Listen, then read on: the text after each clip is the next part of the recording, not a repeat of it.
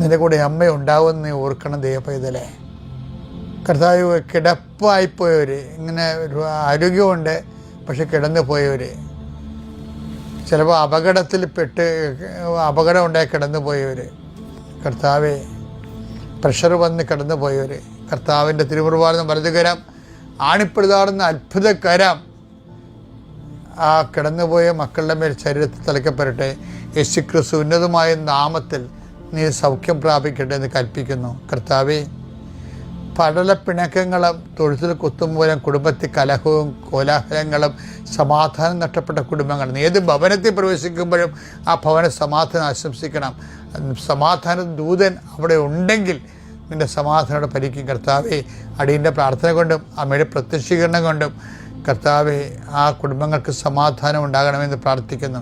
പഠിക്കാൻ പോകുന്ന കുഞ്ഞുങ്ങൾ, പഠിക്കുന്നതിന് വേണ്ടി ഒരുങ്ങുന്ന കുഞ്ഞുങ്ങൾ, കർത്താവെ എന്തെല്ലാം കാര്യങ്ങൾക്ക് വേണ്ടി മക്കൾ വേദനിച്ചുകൊണ്ട് ആശങ്കപ്പെട്ടുകൊണ്ട് കണ്ണുനീരോടെ വിഷമിക്കുന്നുണ്ടോ ആ മേഖലയിലെല്ലാം പരിശുദ്ധാത്മ പ്രവർത്തിച്ചുകൊണ്ട് നിൻ്റെ വിഷയത്തിൽ ദൈവം തീരുമാനമെടുക്കാൻ പോകുന്നു. കർത്താവിൻ്റെ മുമ്പിൽ നീ ജാഗ്രതയോടെ പെരുമാറുക. കർത്താവെ, അകലം വിട്ടുപോകുന്നവർ, രാജ്യം വിട്ടുപോകുന്നവർ, വീട് വിട്ടുപോകുന്നവർ, ഞങ്ങൾ കണ്ണുമ്പിൽ മറയുന്നവർ കർത്താവിൻ്റെ കൃപയാൽ നിറക്കപ്പെടട്ടെ എന്ന് പ്രാർത്ഥിക്കുന്നു. എൻ്റെ കർത്താവെ, ജോലിയില്ലാത്തതിൻ്റെ പേരിൽ വിസ പുതുക്കാത്തതിൻ്റെ പേരിലും യാത്രയ്ക്ക് നാട്ടിലേക്ക് വരാൻ പറ്റാത്തതിൻ്റെ പേരിലും തിരിച്ചു പോകാൻ പറ്റാത്തതിൻ്റെ പേരിലൊക്കെ കുടുങ്ങി കിടക്കുന്നവർ, എൻ്റെ കർത്താവിൻ്റെതുമായ എന്തെങ്കിലും ബന്ധനങ്ങളെ ഞാൻ അർപ്പിച്ച 40 വർഷത്തെ ബലിയുടെ ശക്തിയാൽ ബന്ധിക്കുന്നു, അഴിച്ചു മാറ്റുന്നു. കർത്താവിൻ്റെ കരുണ നിന്നെ ആവശ്യിക്കുകയും നീ വിടുതൽ പ്രാപിക്കുകയും ചെയ്യട്ടെ.